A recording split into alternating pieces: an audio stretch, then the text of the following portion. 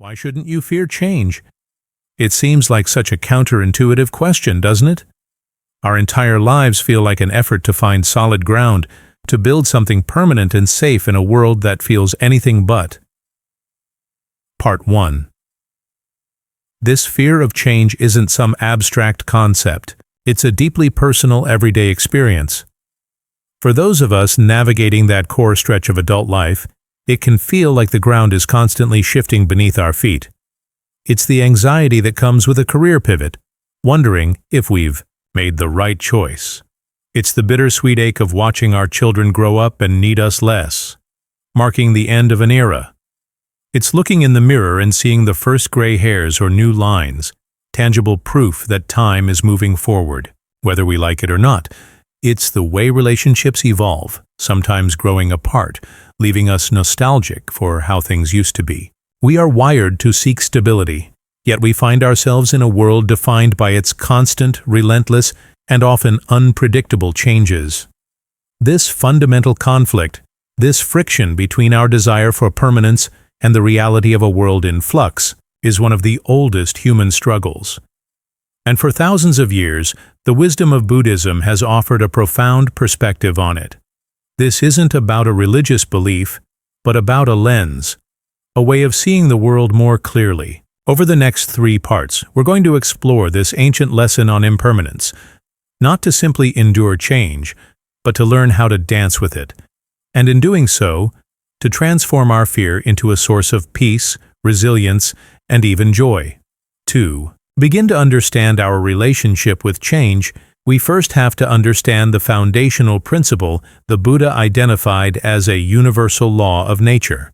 The Pali word for it is Anicca, pronounced Anicca, which translates to impermanence. This isn't a pessimistic or gloomy outlook. It's presented as a simple, neutral fact, like the law of gravity. It states that everything that comes into being is subject to change and will eventually pass away. Everything. The phone or computer you're watching this on is slowly decaying. The cells in your body are constantly dying and being replaced. The emotions you feel, joy, sadness, anger, arise, linger for a time, and then dissolve. Nothing is static. The entire universe is a verb, not a noun. It is a dynamic, flowing process. The most famous metaphor for this is the river. You can never step into the same river twice because the water is always flowing and you yourself are changing from one moment to the next. Our lives are just like that river. The second key concept is dukkha. This word is often translated as suffering, but a more accurate and less dramatic translation might be dissatisfaction, stress, or unease. The Buddha's core insight was that our suffering doesn't come from the fact of change itself. It doesn't come from the river flowing.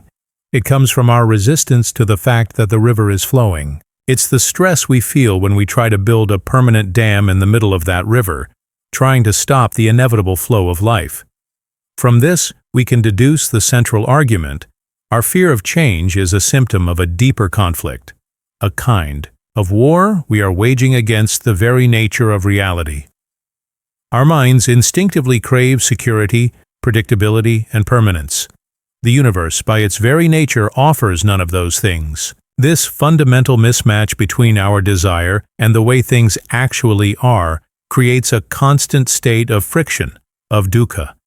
We are perpetually trying to hold water in a tightly clenched fist, and the tension in that fist is our anxiety. The water slipping through our fingers is the change we fear. Peace, therefore, is not found by somehow managing to win this unwinnable war, but by having the wisdom and courage to declare a truce. This often leads to a common misconception. If everything is temporary, does that mean I shouldn't bother building anything? Why strive for a career, a home, or a relationship if it's all just going to change or end? But this misses the point entirely. The wisdom of impermanence doesn't advocate for passivity. It advocates for a shift in how we engage with life. Think of the beautiful and intricate sand mandalas created by Tibetan monks. They spend days, sometimes weeks, meticulously creating a stunning work of art from colored sand. And what do they do when it's finished? They ceremonially sweep it all up and pour the sand into a nearby river, demonstrating the fleeting nature of all things. The point was not in having a permanent piece of art. The point was in the focus, creativity, and presence of the act of creation itself. This teaching encourages us to build, to love, to create, but to do so with the wisdom that we are participating in a flow, not constructing a fortress. So what does this mean for you today? It means looking at your career not as a fixed ladder to be climbed, but as a flowing river of experiences and skills. A layoff or a job change isn't a fall from the ladder. It's simply the river changing course. It means looking at your relationships not as a static contract to be preserved in amber, but as a living dance that requires constant adaptation and presence from both partners. It means looking at your own aging process not as a loss of a past self, but as a natural unfolding chapter in the story of a changing being. Let's try a simple practice to begin cultivating this awareness. For the next 24 hours, make it a point to simply notice change, without judgment. Notice the light shifting in your room throughout the day. Notice the taste of your morning coffee as it appears and then fades from your tongue. Notice a thought or a feeling as it arises in your mind and then eventually dissolves. You don't need to do anything about it, just mentally label it changing. This simple act of noticing begins to train the mind to see reality as it is, reducing the shock and resistance we feel when bigger changes occur. In summary, what we have seen today is that our fear of change is not a direct fear of the future. It is a fear born from our deep-seated resistance to the most fundamental law of the universe, that everything flows. We are at war with reality, and that war is exhausting. The great secret is that by fighting change, we ironically create the very instability and anxiety we are trying to avoid. By learning to accept it, to understand it as the very pulse of life, we begin to find a deeper, more profound, and more authentic stability within ourselves. In our next part, we will go a step further. We will explore what happens when we stop fighting and start flowing. We'll uncover the incredible gifts of resilience, creativity, and deep joy that this understanding of impermanence offers to us.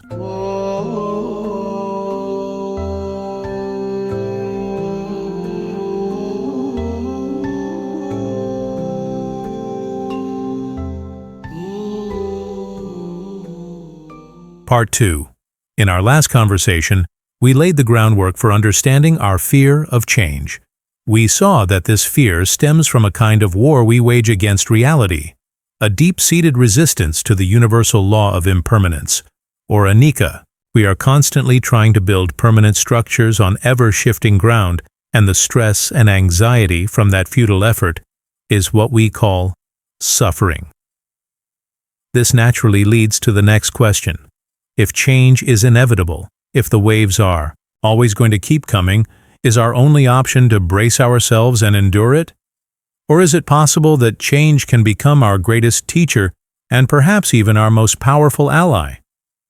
Most of us live with the background hum of exhaustion that comes from this constant resistance. We build emotional walls to protect ourselves from loss.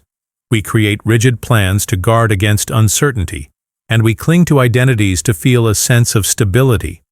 But this makes us brittle. When a big enough wave of change hits, a sudden health diagnosis, a relationship ending, a global crisis, our rigid structures can crack or even shatter. We feel broken by life because we were trying to be as unmoving as a rock when life was asking us to be as fluid as water. Today we're going to explore the profound upside of impermanence. We're going to shift our perspective from seeing change as a threat to be managed to seeing it as a fundamental force that can cultivate our deepest strengths. By truly embracing impermanence, we can transform ourselves from being the fragile rock to becoming the skillful surfer who doesn't try to stop the waves but learns to ride their energy with balance and grace. To understand how this works, we can deepen our understanding of Anicca. It's not just that big things change over time. Buddhist philosophy suggests that reality is in a state of microscopic flux. This is the concept of ksana, or momentariness, the idea that the universe is dissolving and being reborn in every single instant. Nothing is carried over from one moment to the next. What we perceive as continuity is more like the frames of a movie reel. Each frame is static, but when they are run together at speed, they create the illusion of a continuous flowing story. This means that this present moment is, in a very real sense, the only moment that has ever existed. When you begin to internalize this, it naturally leads to what is often called non-attachment. This phrase can sound cold or uncaring, but a better way to think of it is simply letting go of our need to freeze the frames. It's the wisdom to engage with each moment fully, without demanding that it become the next moment. Think of the difference between a rigid oak tree and a flexible bamboo stalk in a storm. The mighty oak, in its rigid resistance, can be snapped in two by a powerful gust of wind. The slender bamboo, however, bends with the wind, yielding to its force, and when the storm passes, it springs back, unharmed. Embracing impermanence is the practice of becoming like the bamboo. This leads us to the first great gift of embracing change: resilience. When you know on a deep level that everything is temporary, your successes, your failures, your pain, your pleasure, you are less likely to be completely knocked over by any single event. When you experience a setback, you understand it is a passing weather pattern, not a permanent statement about your worth. When you experience a moment of great joy, you savor it fully, knowing it is precious precisely because it is fleeting. This flexibility, this ability to bend without breaking, is the very essence of psychological resilience. The second, and perhaps more beautiful gift is presence. If you truly grasp that this moment will never come again, it becomes infinitely precious. Our fear of change is rooted in a mind that is constantly living in the past, grieving what has been lost, or in the future, anxious about what might be lost. But an awareness of impermanence pulls you, again and again, back to the here and now. You stop taking things for granted. The conversation with your partner, the laughter of your child, the feeling of the sun on your skin. These small moments become profound because you know they are the actual substance of your life and they are constantly passing. A common misunderstanding here is that non-attachment means you can't love deeply or care about things, but the wisdom traditions argue the exact opposite. Clinging is not love. Trying to possess another person, demanding they never change and never leave you, is a manifestation of your own fear. True love is the ability to cherish and honor something, or someone, in their full, changing, impermanent nature, without needing to own them. It is a love that sets free both yourself and the other. So how can you apply this in your life? Think about parenting. So much parental anxiety comes from trying to freeze our children in time or control their future. Embracing impermanence means loving and responding to the child you have in front of you today, not the baby they were yesterday or the adult you hope they'll become tomorrow. In your work, it means finding joy and engagement in the creative process of a project rather than placing all your hopes for happiness on the final outcome, which will inevitably fade. When you're on a beautiful vacation, instead of feeling a shadow of sadness that it's going to end, you can use that awareness to dive even more fully into the present experience. Let's try a simple practice to cultivate this. Pick one routine, activity you will do today: drinking your coffee, taking a shower, walking to your car. For those few minutes, commit to doing only that one thing. Bring all of your senses to it. Notice its beginning, its middle, and its end. When the last drop of coffee is gone, just take a moment to notice the feeling of its passing, without immediately reaching for the next distraction. This is a small-scale training in savoring the moment and peacefully letting it go. So, as we've explored, embracing the law of impermanence is not a grim resignation to fate. It is an active, empowering engagement with life as it truly is. It is the secret to transforming our brittle fragility into flexible resilience and our distracted anxiety into profound presence. The true beauty of your life is not found in the moments you manage to freeze and hold on to. It is found in the precious, unrepeatable, and fleeting nature of every single frame in the movie. By accepting the ending of things, we finally give ourselves permission to be fully alive for their unfolding. But this raises an even deeper question. If our experiences are constantly changing, and our world is constantly changing, what about the self at the center of it all? Is there a permanent me that is experiencing this flow? Or is that me also part of the river? That is the final liberating step of our journey together.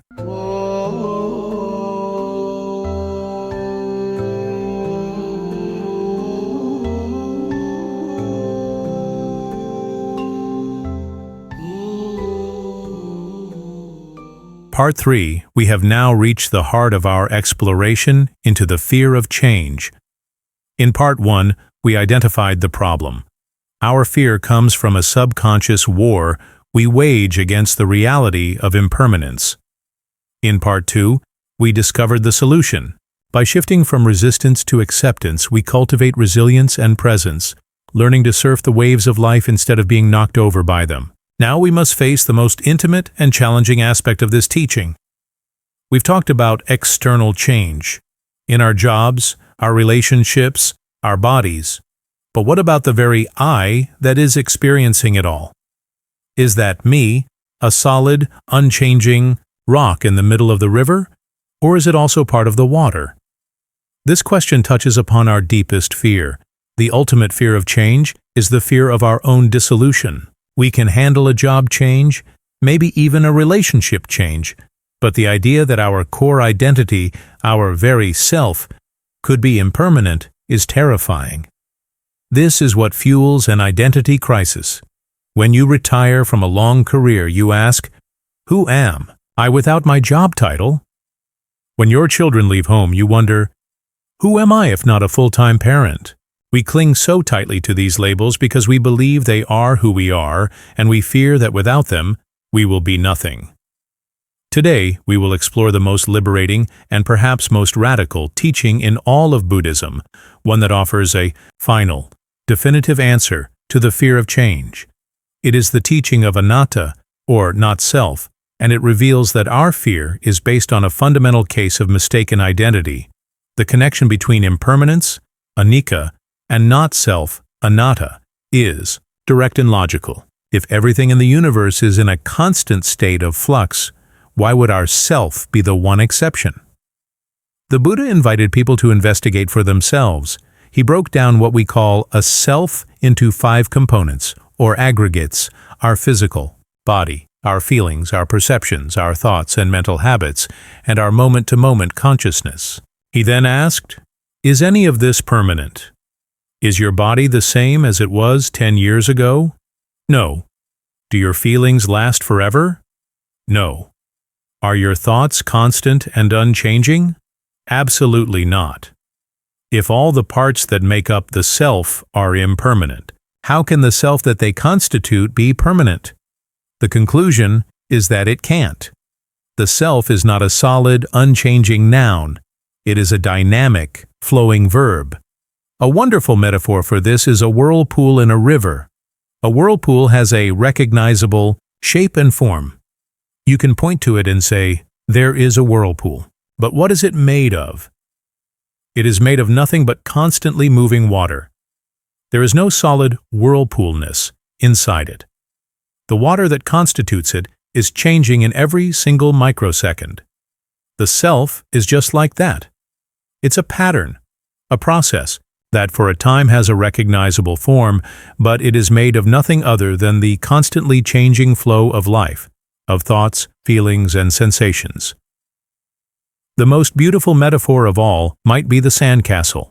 We spend our lives building this intricate, detailed sandcastle of identity. Our accomplishments, our relationships, our personality, our story. And we live in constant fear of the tide of change that we know is coming to wash it away. The teaching of not self suggests that our fear is based on a misunderstanding. You are not the sandcastle, you are the ocean. Your life, your identity, is a temporary, beautiful shape that the ocean has taken. What does realizing this mean in a practical sense? It means liberation. If there is no fixed, solid self to protect and defend, a huge portion of our anxiety simply dissolves. Think about the fear of public failure. That fear is entirely about protecting the sandcastle of me, the competent person. But if you know you are the ocean, a single wave crashing on the shore is no big deal. Think about how we cling to past mistakes, replaying them over and over. That's us clinging to an old crumbling part of the sandcastle. Understanding not self allows you to let it go because that version of you is literally gone, washed away by the tides of moments that have passed since then. Now, the classic misconception here is to think, if there's no self, does that mean I'm just nothing? Who is making decisions or feeling joy? This is not a teaching of annihilation. The point is not that you are nothing, but that you are no thing. You are a process, not an object. Decisions still get made, but they arise out of the entire flow of causes and conditions, not from some imaginary CEO sitting in your head. Joy is still felt, but it is experienced as a passing energy, not as something I have to hold on to. Let's try one final inquiry practice. The next time you feel a very strong emotion, a surge of anger, a wave of sadness, a moment of pure joy, just pause for a second. Inwardly, gently ask the question, who is it that is experiencing this? Don't try to answer it with your logical mind. Just let the question itself create a little bit of space. In that space, you might notice that the feeling is just a powerful, ownerless energy passing through your awareness. It is not you. It is just weather happening in the vast sky of your being. So we have come to the end of our journey. We saw that our ultimate fear of change is the fear of our own identity dissolving. But through the lens of Buddhist wisdom, we've discovered that there is no solid self to dissolve in the first place. We are not, and never have been, a static rock. We are, and always have been, the flowing river. The inspiring takeaway is this. Like a sandcastle, your life is a temporary, beautiful, and intricate creation. The point is not to spend your precious time living in fear of the tide. The point is to fall in love with the act of building. Build with joy, create with passion, love the unique form that you are right now, and when the waves of change inevitably come, you can smile with the deep, peaceful wisdom of knowing that you were never the castle. You were the ocean all along. Thank you for joining me on this 3-part journey. What was the biggest shift in perspective for you? Please share your reflections in the comments below. If this series has been helpful, don't forget to press like and subscribe to Buddhism Wisdom, Spirituality to continue this exploration with us.